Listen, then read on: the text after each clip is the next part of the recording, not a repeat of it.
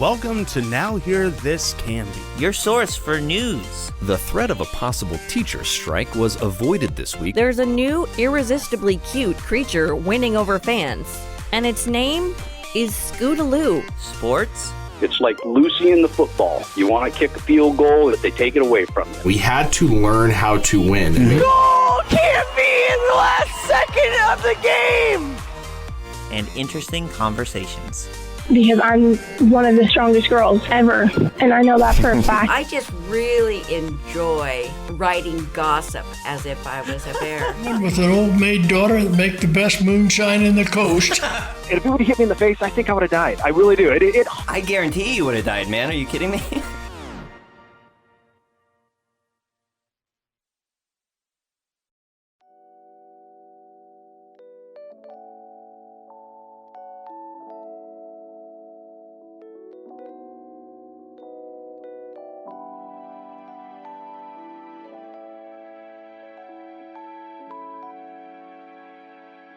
Welcome to the Now Hear This Canby podcast. Thanks for listening. I'm Martina Baker, and this is what's happening this week in our community. Hairfest returned to the Canby area this weekend after a 2-year break due to COVID-19. Affectionately billed as the mother of all tribute festivals, the 10-year anniversary celebration that wound up being 12 years in the making was everything that it promised to be. Appropriately, the 2-day festival kicked off at 5 p.m. Friday with Tom Petty and the Heartbreakers themed tribute act Petty Fever's rendition of The Waiting is the Hardest Part. All weekend, big hair, leather pants, chains, smoke, top hats, and lots of classic rock and roll were on display at the Clackamas County Fairgrounds and Events Center, the festival's new home after starting out in the field outside the Wild Hair Saloon in Canby in 2010 and growing into a major regional festival over the course of 5 years at Pat's Acres Racing Complex. The festival featured 24 of the best tribute artists in the country, whose performances alternated between 2 stages to minimize downtime. A food court featuring local and visiting restaurants and food vendors was staged on site, while a new wristband and card system helped keep drink lines short despite the crowds of 4,000 to 5,000 that attended each day of the festival. Hairfest also hosted a limited number of RV and overnight campers at the fairgrounds. Jason Fellman, founder of J Fell Presents, which runs the festival, and co-founder of Hairfest with Wild Hair owner Joan Monin, said the event's long-awaited debut at the fairgrounds seemed to be well received by community members, local attendees, and the festival's die-hard following of classic rock fans across the Pacific Northwest. We received a tremendous amount of positive feedback about our new location at the Clackamas County Fairgrounds, Fellman said. Everything really came together for a magical 10-year anniversary for Hairfest. The bands were in top form, and the fans showed up ready to rock. It felt amazing to be back after the 2-year hiatus, he added. I think a lot of us needed this a bit more than we realized, he said. Hairfest featured a jam-packed lineup with some of the world's best tribute acts, including Shoot to Thrill, AC/DC, Stone in Love, Journey, Hysteria, Def Leppard, Appetite for Deception, Guns N' Roses, Eagle Eyes, Barracuda, Heart, Dr. Crew, Crazy Train, Black Sabbath, Jukebox Heroes, Foreigner, Grand Royale, Beastie Boys, Motor Breath, Metallica, Randy Hansen, Jimi Hendrix, Fortunate Son, CCR, and Love Drive, the Scorpions. For photos, find this story on our website at canbyfirst.com or follow us on Facebook and Instagram at Canby Current.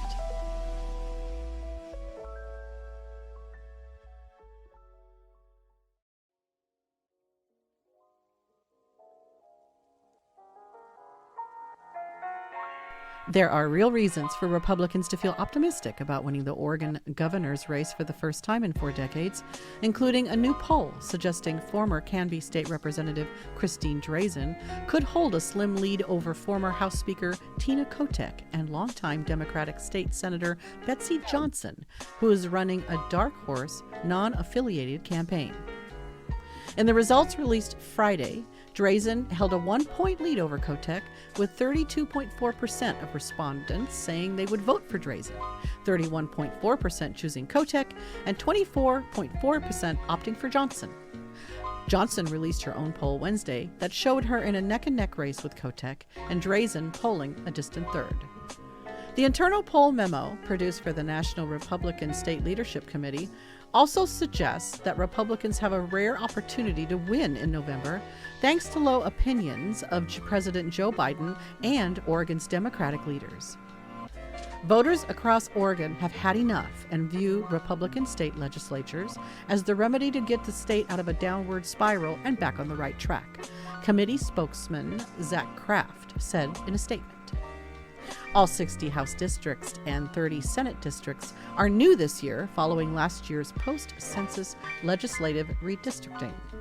Legislative Democrats controlled redistricting, and independent analysis like Dave's redistricting website suggests the new districts disproportionately benefit Democratic candidates. But polls, both the internal poll released by Republicans and earlier public surveys, show that a majority of Oregon voters aren't pleased with the state's direction.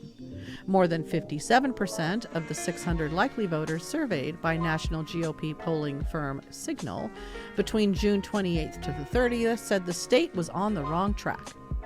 When asked about generic legislative candidates, nearly 35% said they would definitely vote for a Republican, and another 12% said they would probably vote for the Republican.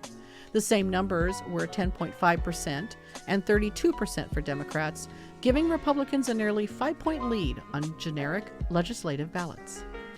About 52% of respondents said they disapproved of the job legislative Democrats were doing, and 57% said government would work better with a more partisan balance. There's definitely a path for Republicans to a majority, and I don't think that path has been there for the last 20 years, said Senate Minority Leader Tim Knopp, Republican from Bend. About 32% of the respondents were Republican and 39% were Democrats, slightly lower than the party's vote share in the most recent midterm election, when Democrats made up 41% of the electorate and Republicans 33%. Non-affiliated voters, the largest group in the state, have lower voting rates than those who choose a party, and they turn out at an even lower rates in non-presidential elections. Their numbers have exploded in Oregon in recent years, thanks to the state's motor voter law, which automatically registers eligible voters when they obtain or renew their driver's license. Since the law took effect in 2016, the number of non-affiliated voters in Oregon has increased by more than 335,000, while the number of registered Democrats grew by just 35,000 and Republicans by 15,000 in the same period. Democrats have controlled both chambers of the legislature since 2007, except for a 2-year period beginning in 2011 when the House was split 30-30. This year, Democrats hold 37 of 60 seats in the House and 18 of 30 in the Senate. Drew Draper, political director for the House Republicans' Evergreen Oregon PAC, said almost 20 House districts are in play for Republicans in November, including former Democratic strongholds in Salem, Clackamas County, and Hood River. The number of seats that we're looking at is a lot bigger than it is normally because of how badly things are going, he said. That's despite structural advantages Democrats had going into the election because of their control over redistricting, he said. We're kind of playing a rigged game because of what the Democrats did during redistricting, but a pissed-off electorate isn't going to let that get in the way, Draper said. House Majority Leader Julie Fahey, Democrat from Eugene, and Dan Torres, the director of the Democratic Caucus's Future PAC, were in meetings throughout the day Thursday and unavailable for interviews. Democratic candidates are running in 55 of the 60 House districts, and Fahey has previously praised this year's slate of Democratic candidates for their enthusiasm and diversity.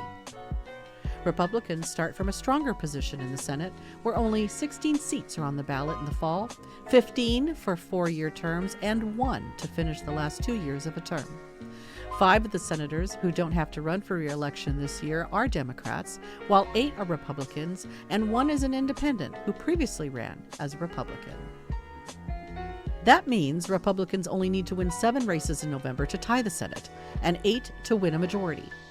Knopp, the minority leader, said Republicans' path to a majority runs through districts in Salem, Kaiser, Medford, Hood River, Clackamas County, and Lane County. They're defending 3 Republican-held seats in close districts now represented by Senators Chuck Thompson, Kim Thatcher, and longtime Canby area Representative Bill Kennemer.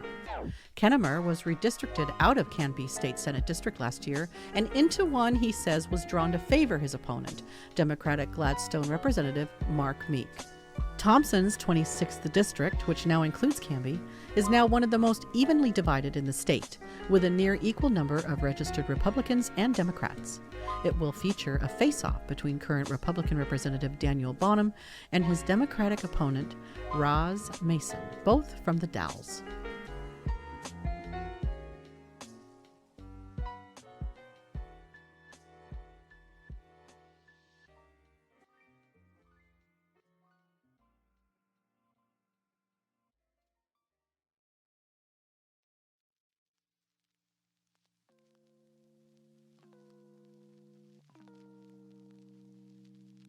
Clackamas County and the Housing Authority of Clackamas County held a grand opening celebration last week for the new Tukwila Springs affordable housing redevelopment in Gladstone. Tukwila Springs is the first Clackamas County development that utilizes Metro Affordable Housing Bond funds, which accounted for $5.6 million, or around 30% of the project costs. It's also the first in the county that uses state permanent supportive housing funding to the tune of $2.4 million.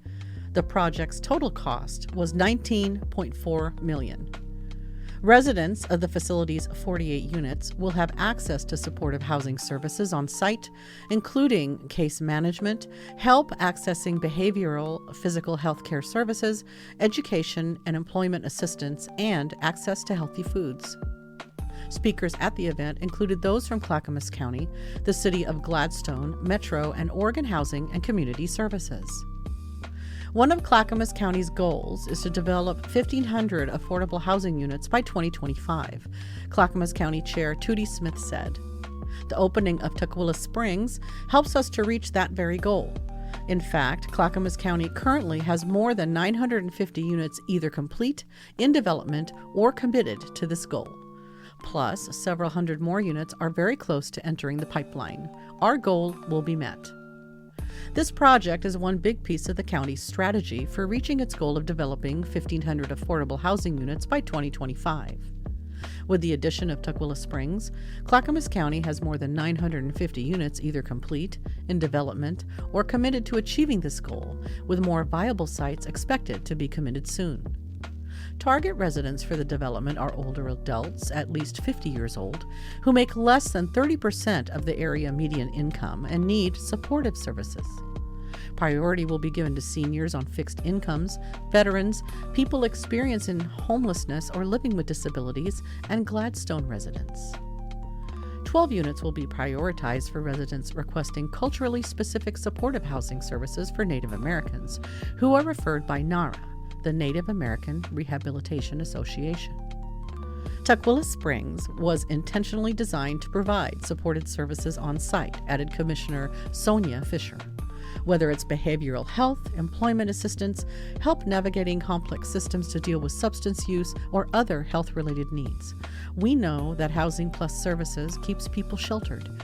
Access to services is a critical piece of success.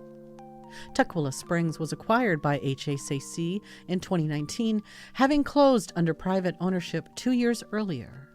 The 2.2-acre site was originally a congregate care facility constructed in 1967.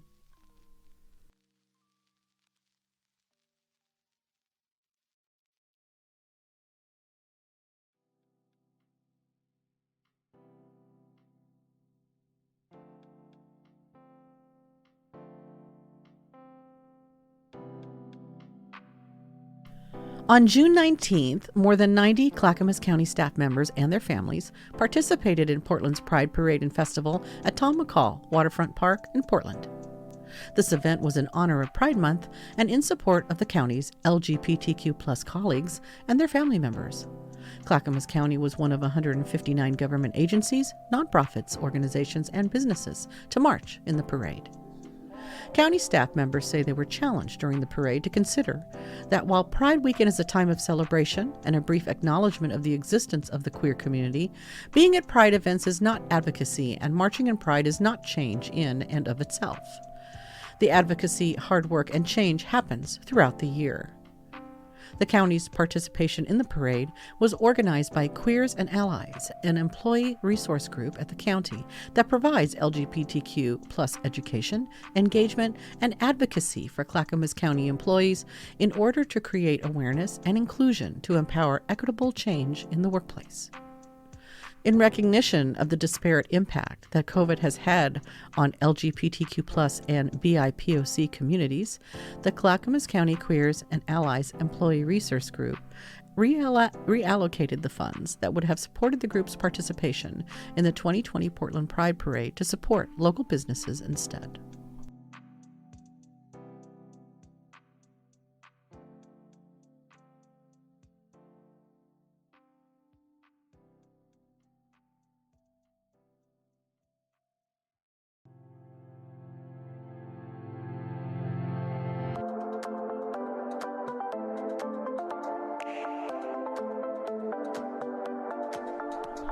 So we're here at the Canby Rod and Gun Club with Chuck McClarty. He is the coach of the Canby High School trap shooting team, which were recently named state champions. Congratulations, Coach. Thank you. So yeah, tell us about that and kind of how it all went down. Yeah, so state was Sunday for the larger teams in the state of Oregon. Yeah, which so Canby's the largest, right? Yeah. Still? Yeah, so we have the largest team, and we had, 68 students at the start of our season. Yeah. And we had signed up 53 to go to state, and there was a few that couldn't make it, so we ended up in the high 30s for state, and everybody just kind of shot well, and the day was going good. I think we kept it pretty calm, so their nerves weren't bothering them. Yeah. And just let them shoot the way that they've been practicing. And it really surprised me. I wasn't going in expecting to win state because I thought we'd probably place, but I know of some other shooters like the Newburgh team that I see at shoots, and they're shooting really good. And Oregon City, they have... Who finished just behind us. Yeah. They were right there. Yeah. And I just have seen all those kids shooting so well and having really high averages.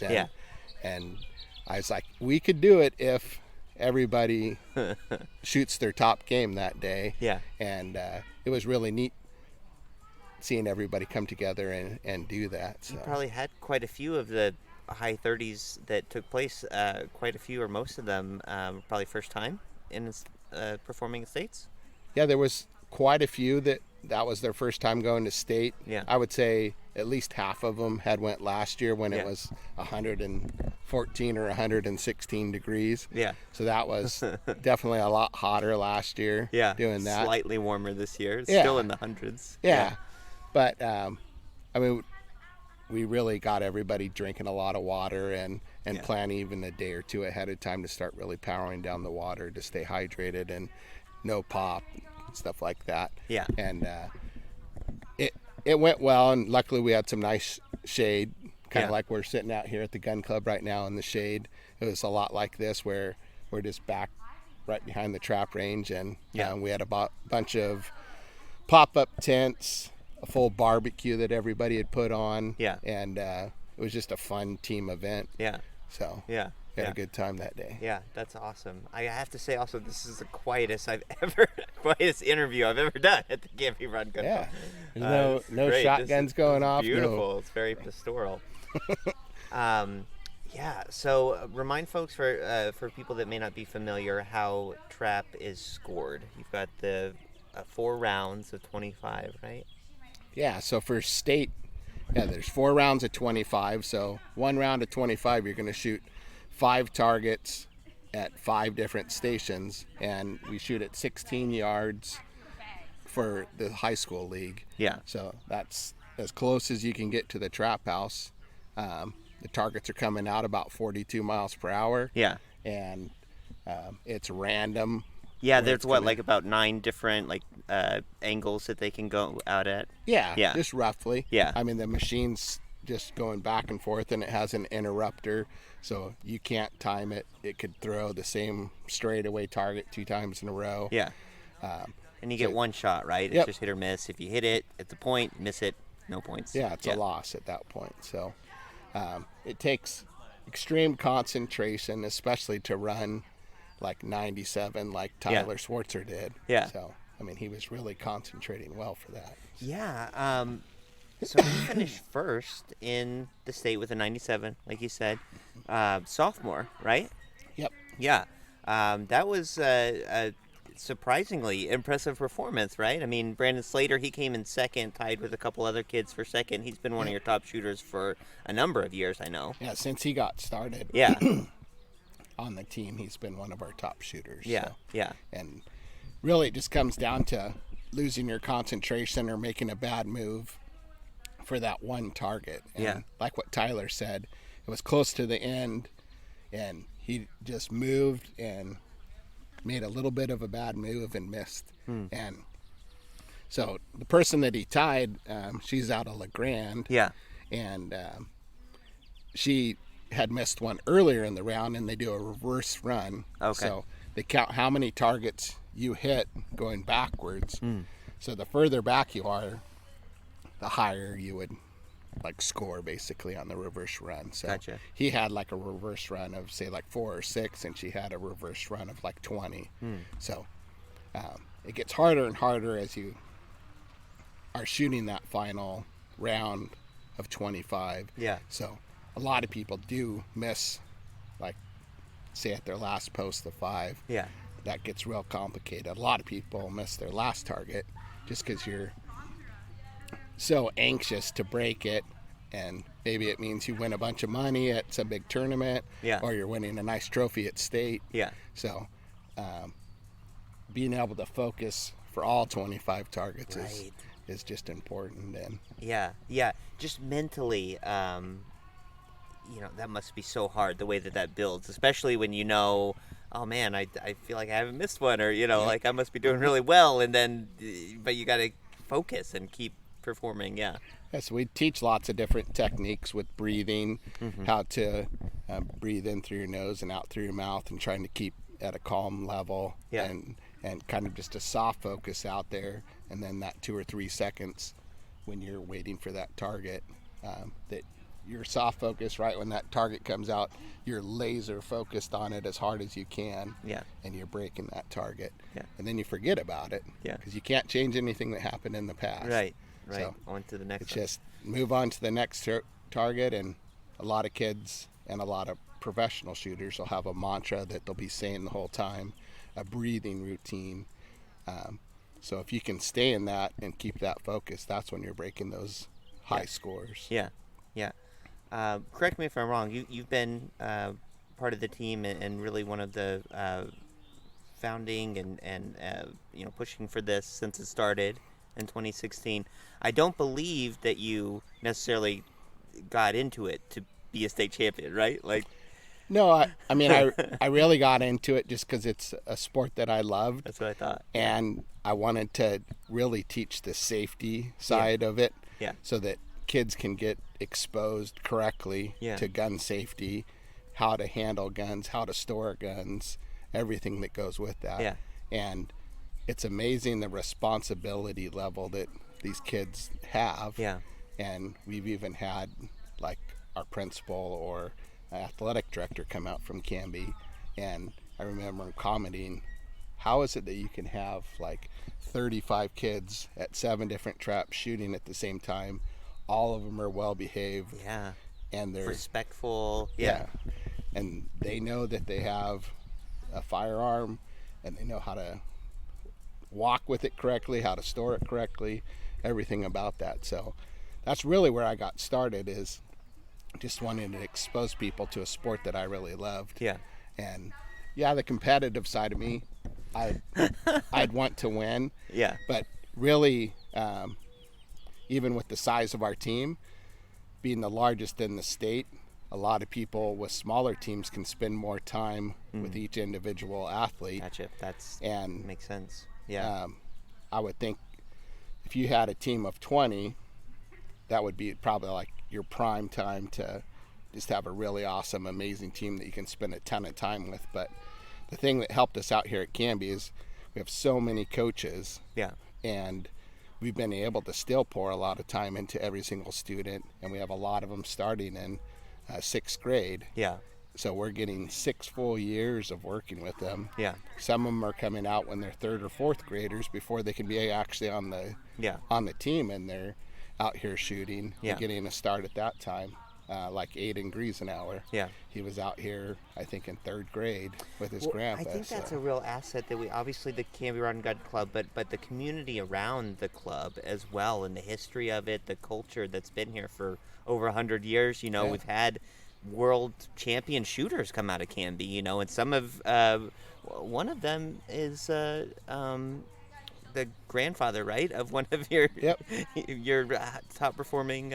One of the kids going back to his state. His grandpa was Ray Burden. And really good shooter, and he's on the wall as one of our presidents in the past. And so he's shooting Legacy. His grandpa's gun even still. So it's really cool to see that type of thing happening. And I mean, like Wayne shoots it in competitions? Yeah. He's out here shooting his grandpa's gun in competition. So. Wow. Like Wayne Griesenauer, he has his grandkid out here, Aiden Griesenauer. Yeah. That's really cool. My daughter's on the team. She's a junior this year. She'll be a senior. She's going into her senior year. Yeah. It's really fun coaching them along with all their friends, and just been super rewarding. Yeah. So. Yeah. So how does it feel? Again, you didn't necessarily get in, you know, I'm championship or bust, right? But to see how it's grown over the past 6-7 years, and now to have reached that pinnacle for the state, how does that feel? It feels really good. I don't think it's all soaked in yet, but to win state is definitely something that I could say was on a bucket list to do at some point. But more important, just seeing these kids go out there and perform well is even more important to me than winning state. And being able to help so many kids, like maybe this was the only sport they were able to do, or the only sport they've lettered in high school in. And that's been really neat. Or maybe this was the sport that helped their attitude, and they were having a tough time at school or at home. And now I've seen them over a couple years, and they're like really well behaved. They're saying, "Hi, coach," "Yes, sir, coach," or just neat things. And you can see the parents like, "Hey, something's changed with my kid." They're like, "How did you do this?" And what did you do with my kid? And that's the neat thing, is we have so many different coaches that we kind of swap around at certain times, and certain people know the right things to say to certain athletes, or they form like a connection with a certain coach. And that's really neat to see. My dad's also one of the coaches out here helping with us, so it's really fun to have him out here, myself, and then my daughter. So like 3 generations on a high school team's kind of cool. That's awesome. Yeah, that is cool. And then a lot of the coaches are fellow Canby Gun Club members, and they're on our trap shooting team. So we're out competing together, and then also coaching together, and it's really rewarding to pass on our skills and our knowledge to the next group. And then also, like this year, Matt, I forgot his last name right now, but he returned. He was with our team in 2016, graduated in 20, and he came back and was coaching this year with us. Brandon Slater, who's a senior, he's already told me that he wants to come back next year and coach. So it's really neat kind of seeing him perform and doing really well, and then coming back and wanting to coach with us also. I'm excited. And it is one of those sports that's really something you can do for a long time, you know, the football or basketball or boxing or whatnot, where you have a short shelf life to it, or rodeo is probably the shortest. It's definitely a lifelong sport. I remember years ago, one of the older guys down here shooting, he shot up into his 90s. Yeah. He was here 4 days before he passed away. Wow. And was shooting games on the porch, and he Yeah. had fun. He won that night. Yeah, And, that's I mean, amazing. it was just really cool to look back later on and go, wow. Yeah. He was having fun up until the day he passed away. Yeah. So, That's cool. like this weekend, we have a Rita shootout here at the gun club, and there's tons of families that are coming to it. Lots of kids from our high school teams are coming and doing those. Yeah. So we'll have 150 to 200 competitors out here, plus all the spectators, and everybody comes and camps the whole weekend. And it's just another kind of fun competition to get into. And it's neat because we see that growing, and pretty much every shoot we're almost setting a new record of attendance. And so I think it's really helping the shooting community, plus giving a lot of fun things for kids to go do, plus adults and families. So. Yeah. I've got kind of a weird question for you, but I hope it's not too out of left field. But do you feel like the Canby trap shooting team has an identity? Do you feel like it's you have a certain sort of philosophy or kind of DNA that you try to instill, and that maybe your opponents might even see or identify with Canby? Yeah, just to do the right thing. I mean, if somebody misses, that calls a score out wrong, and they gave you a target, correct them. Yeah. I mean, stuff like that where we're shaking each other's hands as opponents at the end. Yeah. And just being sportsmen. Yeah. Not to just to do the right thing is really, I think, what we've instilled and even shown them. Yeah. That nice. If I messed up on something, that I'm going to correct it, Yeah. even if it meant we lost. Yeah. Because very cool. Do that right thing. Yeah, I like that. Okay, so state championship, won it, great. Like, congratulations. On to the next thing, right? We've got nationals coming up, so that'll be a big deal. Yeah. So we have 5 students headed back to nationals. They leave a week from today. This is huge, right? Yeah. It's like hundreds and hundreds. We had almost 600 in the state championship. I think it's in the 3,000 range at national. Yeah. Can double check that number, but it's way up there. Yeah. It's at least 16 to 2,000. Yeah. Something like that. So they'll go back there and they'll compete as an individual, and they'll also go back and compete as a team of 5. Okay. So they have the chance of making it into the finals, both on the individual level and the team level. Yeah. So at nationals, it's in Mason, Michigan. So everybody's loading up their stuff. We've already shipped our shells back there. Yeah. And they'll check their guns at the airport, fly back with them. We have rental cars in Detroit, and then we drive out to Mason, Michigan. Yeah. And that's where they have this huge shooting facility. So at Canby Gun Club, we have 7 traps. At nationals, it's like 34 traps. Wow. So it's like a mile long. And just traps forever. Wow. So it's a big, fun experience. Like at state, they have 12 traps. So it's at least 3 times the size of state. Yeah. They have lots of vendors there. It's just a fun time. There's a lot of team bonding that goes on. Yeah. We do a lot of team dinners, go bowling, go do lots of fun things. I think this year they may even go to a water park or something fun like that, just as a team. So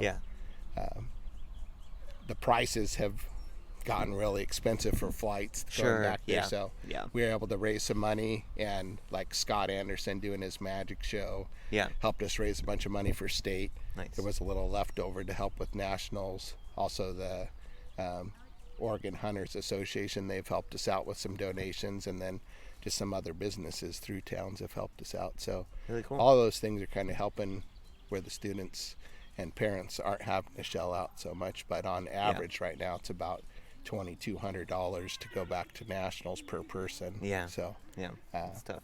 So I'm hoping everybody can go back there and shoot their best scores.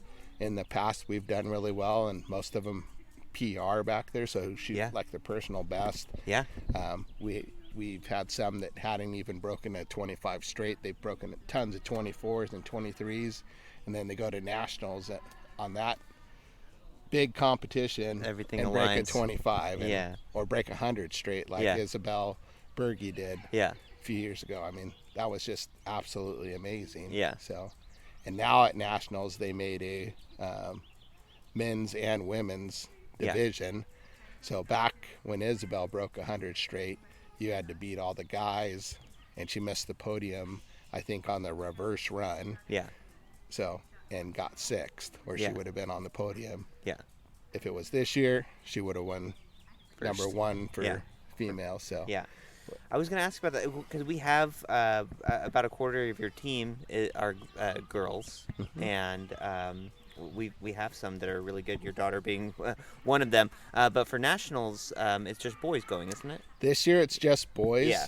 And I know next year we definitely have 2 girls that are really want to go. My daughter is one of them. Riley. And then Riley Sullivan's the other one. And they've already said, count us in. We're raising money. Yeah. We want to go. And I know they're going to shoot good scores and earn their way back there. So yeah, awesome. Very cool. Okay, so nationals, are there ways that people can plug in, kind of keep tabs on how Canby's doing, or is it just pay attention to the Canby Current, right? Pay attention to the Canby Current, and we can put a link there to a website where they could actually follow the scores from all the Oregon shooters. Yeah. And there's, I forget how many teams from Oregon are actually sending people back there, but it was an impressive amount. Yeah. There's also the first student from Hawaii is going to be back at nationals. Oh, cool. So he's coming from Hilo and going all the way back there for nationals. So that's awesome. There was some really cool firsts that happened this year. Yeah. Along at state, the female that won there, that was the first female to win high overall in the reverse run. So that was really cool to see things like that happen. So. Yeah, awesome. Well, Coach, thanks so much. Congratulations again. Thanks for your time today, and best of luck on the national stage in Mason, Michigan.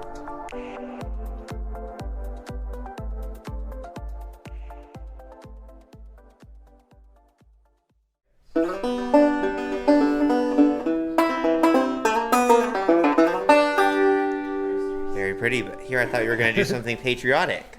Well, we've already done that. All right, fair enough. Here at Canby Music with owner Brian Haynes. How are you? Good.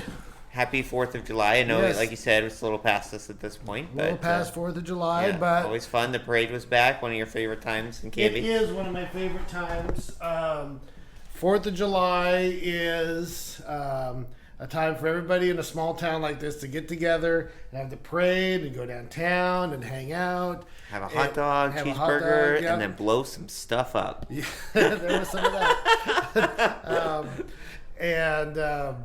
The weather agreed, and it was just a really nice 4th of July. Yeah, it was great.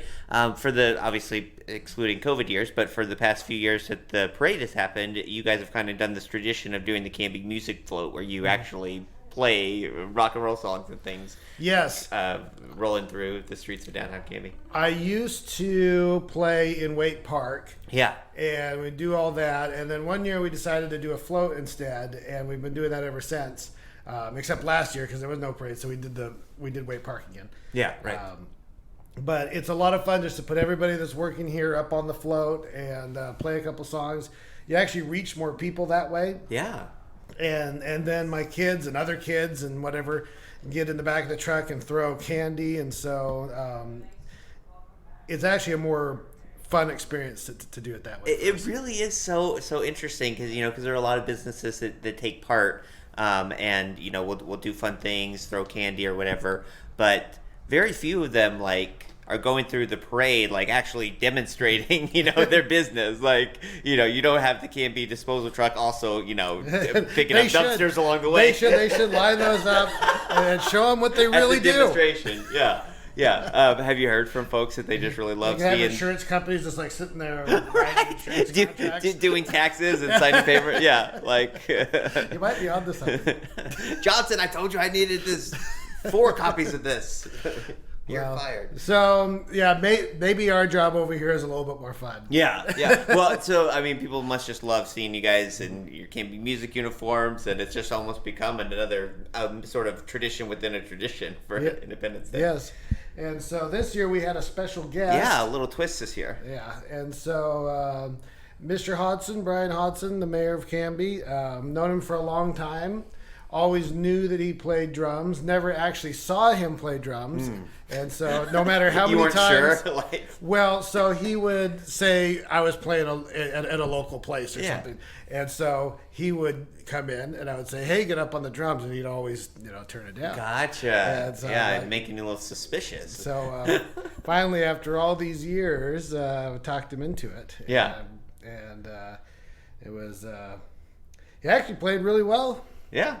I wanted to. So, did you guys rehearse this at all? So, literally, the first time you heard him play drums was rolling down the street. Okay, so kids, listen up. This is what happens when you procrastinate and don't plan anything. All right, this is a warning. Advisory. No, so we were PSA. We were supposed to do something on the float, and we were supposed to figure out some songs. And I kept putting it off, and everybody was actually getting nervous, asking me, when are we going to actually figure this out next week?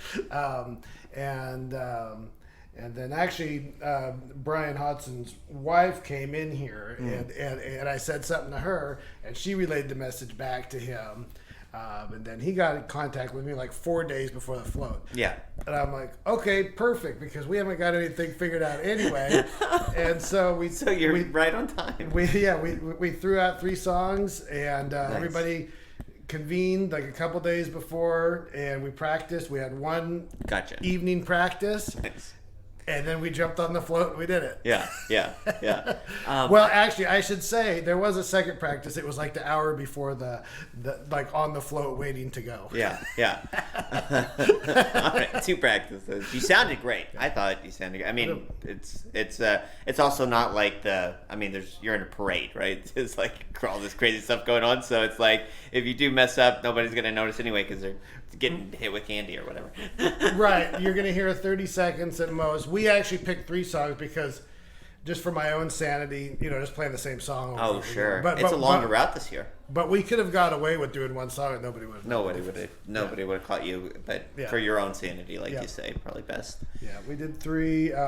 Tons of people. So normally there'd be like spots, especially towards the end, where there was not many. It dies down, yeah. But this year it was just solid all the way through. Yeah.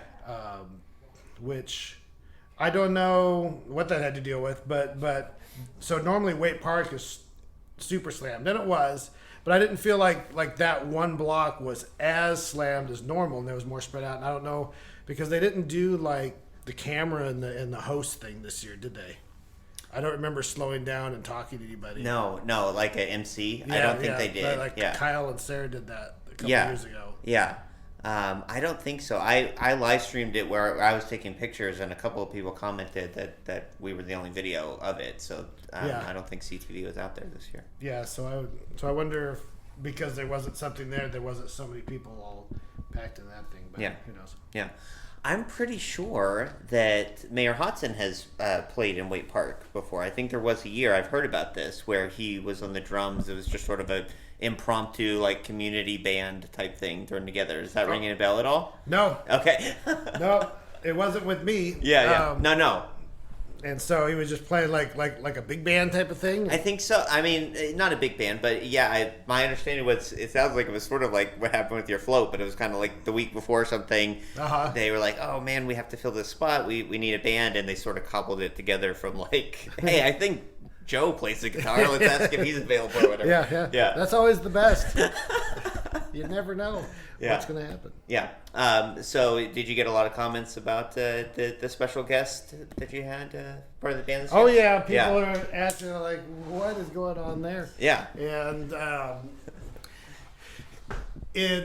will be something that people remember. And I like to point out, so in a place like Canby, the local politicians are just members of our community. They're not getting paid to do this. They're volunteers that are just trying to help the town. They get $100 a month. Yeah. I heard the mayor actually gets $200 stipend, right? Yeah. A month. Their gas stipend, although at this point it literally is a gas stipend. That probably is what it costs to get to City Hall and back. So But essentially, other than their $100 stipend, they're unpaid public servants doing things with them and talking with people and everybody trying to make the community better and putting their own input and just recognizing the volunteer work that happens, I think is a good thing. Yeah, awesome. We do too. So obviously, we've got the summer ahead of us, but probably not ever too early to start thinking about back to school. If kids are, maybe they see the Canby music float, or they're out at concerts and events and things, and maybe start to ask, hey, can I learn to play guitar? Yeah, so it was a good representation. Everybody that works here was on that float plane. And so, we had piano, we had saxophone, trumpet, guitar, bass, drums. And we do even more than that. We do like violin and all that for lessons, and we do rentals on a lot of stuff. So to see that everybody that works at the store can get up there and play, we're all musicians, and it's the good thing. Yeah, it's really fun. When does back to school start for you guys? Well, apparently it's already started. We've had more people come in and rent from all over the place. So a lot of music stores are, like the rest of the world, are out of stock of a lot of things. And so we've been prepared, and we have more stock, it seems. And so we've already been renting. So here's my advice to people. Get out early and rent your instrument, because I guarantee you that everybody is going to be completely out of stock with nothing to see for the foreseeable future. So normally you run out of stock, and fairly soon you can get some more. But I don't know what. So September is the back to school. And then I think once everything's out, I think it's out for the year. So come in early and rent your stuff if you want something. Absolutely. Never too early. Cool. Well, folks obviously can check you out, Canby Music, on Facebook, canbymusic.com. Right here at, what's the address? 590 Northwest 1st Avenue, right by the post office. And the Blue House. And we have not only lessons and rentals, but we do lots of repairs as well. It's probably a good time of year for repairs as well. We're pretty busy. We got lots of band instruments in here right now. Awesome. Thanks, Brian. Thank you. Now Hear This Canby is produced by me, Tyler Clausen. Our content director and star reporter is Tyler Frankie. And of course, our show is edited by Cameron Clausen. We also feature the vocal talents of Joyce Struby and James Walden. So a round of applause to them. The song that you're hearing right now is Canby by singer-songwriter Olivia Harms, used with her permission. To find more work from her, you can visit her website, olivia13.com. Now Hear This Canby is dedicated to preserving independent local journalism and redefining local news with our fun, fresh, and energetic brand of storytelling. Our sincere thanks to our local sponsors who make this show possible. Please show your appreciation by supporting the small businesses who support us. The production of Now Hear This Studios, Canby's locally owned full-service audio, video, and media production company. Our mission is to produce the best content in the universe, and we'd love to help you do it.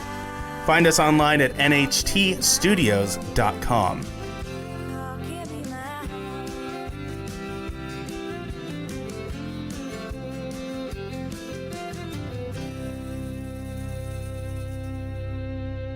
I will take a motion to adjourn. I just moved it. I didn't even ask for it, though.